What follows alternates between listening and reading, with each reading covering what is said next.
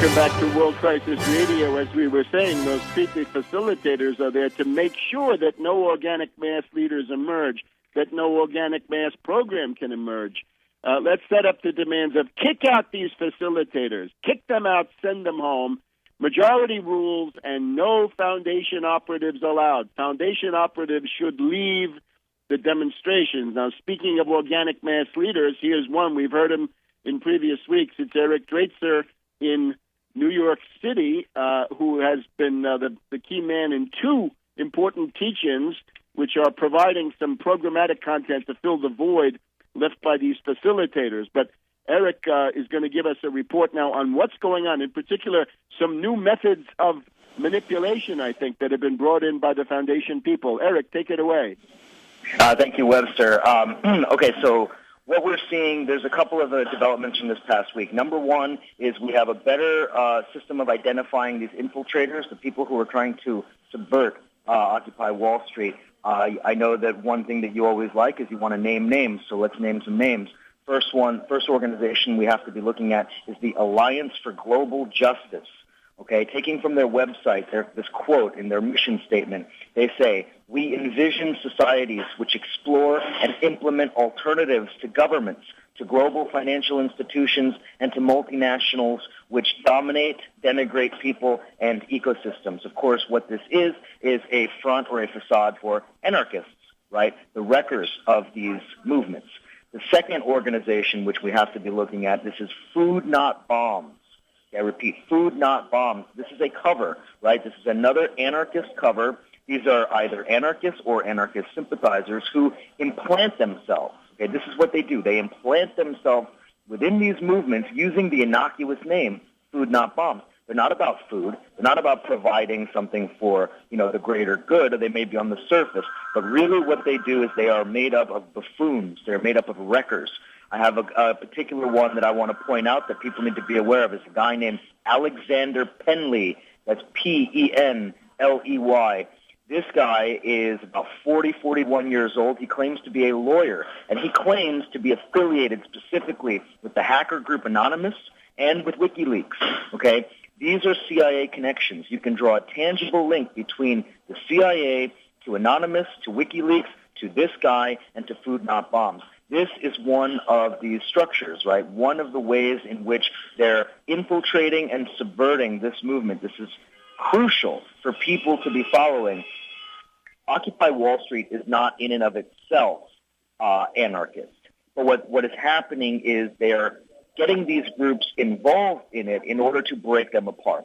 Okay, this is the strategy. Now, what we want to look at is this the Food Not Bombs. The reports are that large quantities of food are delivered. Is it they have something to do with that? In other words, you get the idea foundations are delivering food, and then somebody can take credit for it and say, "Oh, you can thank me because you got a free lunch."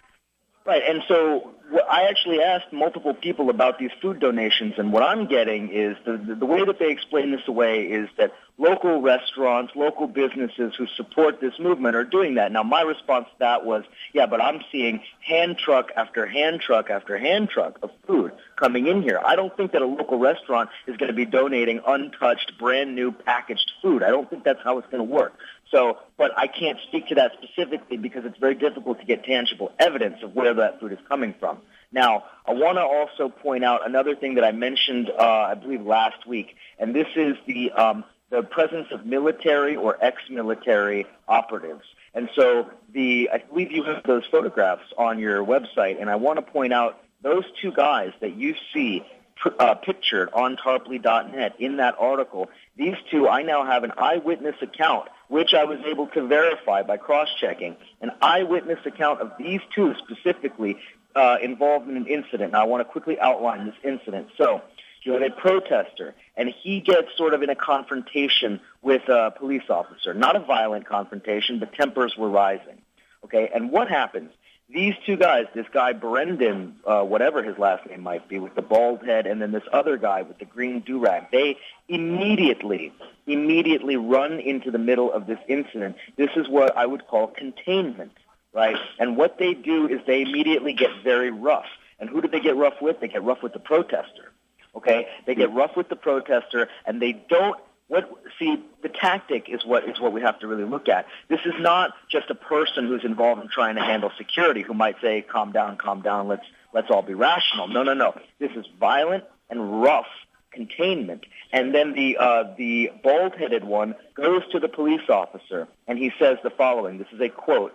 He says, "Don't worry, I'll take care of it." Okay, this is what he says to the police officer. Now, he then turns around and walks about 10 to 15 yards and goes and speaks with some man in a suit. Presumably, I think ostensibly, this is supposed to be someone who coordinates the police, though I think that it would be fair to assume this might be some kind of a handler. I'm not sure. Somebody who is a case officer maybe and who's there for observation purposes. But I have eyewitness accounts of this interaction happening. Now, so basically, these guys are acting as goons and bouncers. Yes, that's correct. And ideological cops, too, it sounds like.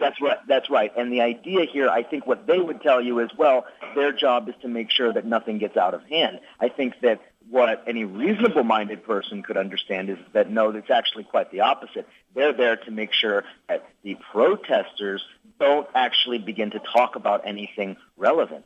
Okay, I think this is the idea. Well, they're not containing violence. I think they're containing ideas. And I think that they're also acting where people bring up concrete programmatic steps in the General Assembly and they're shouted down by this swamp. I cannot speak to that specifically because I tend to not be able to be there for the General Assembly, and the reason is very simple. Because as you mentioned, these things become so long and drawn out because of the process that, I, unlike many of those people, don't have hours and hours to sit around talking about sleeping bags. So this is the issue. I'm actually going to get to that. I might as well get to that now. So the idea of this General Assembly, and specifically this consensus model. Okay, we've talked about this before. I don't need to go over that again. But what I do want to point out, and that is that there is a very real, very palpable undercurrent of discontent within a core group of the people in Occupy Wall Street who have been there since the beginning. And they've told me, multiple people have told me that they've become very frustrated with this consensus model. Very frustrated, and what's happening is that they are beginning new committees. And that these new committees, which are so far, I think, under the radar, these new committees are designed to formulate demands, to formulate concrete demands, and possibly to go around this consensus model within the General Assembly. I think this is the idea. I was also told by someone who's instrumental in this that they're moving away from consensus and towards majority. Now, here's the issue, though. What I'm also sensing from other people is that this movement to sort of get away from the consensus model is being attacked.